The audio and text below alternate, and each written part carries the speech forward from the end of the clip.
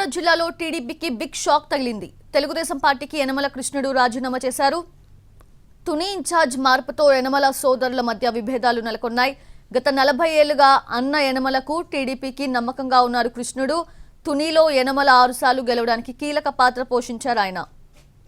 అయితే 2014-2019 ఎన్నికల్లో పోటీ చేసిన కృష్ణుడు ఓటమి పాలయ్యారు. జిల్లాలో యనమల కృష్ణుడు రాజీనామా చర్చనీయాంశంగా మారింది. రేపు సీఎం జగన్ సమక్షాన వైసీపీలో చేరతారని సమాచారం.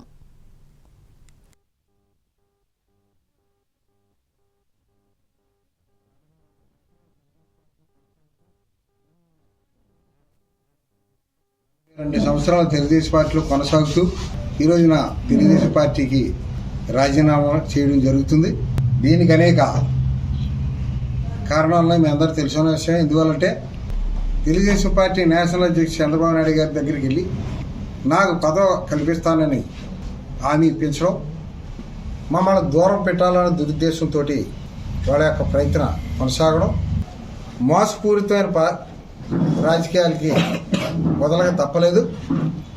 తప్పనిసరిగా రేపు రాష్ట్ర వైఎస్ఆర్ పార్టీ అధ్యక్షుడు జగన్మోహన్ రెడ్డి గారి అధ్యక్షతన విజయవాడలో నేను నాతో ఉన్నటువంటి నా అనుచరులు జాయిన్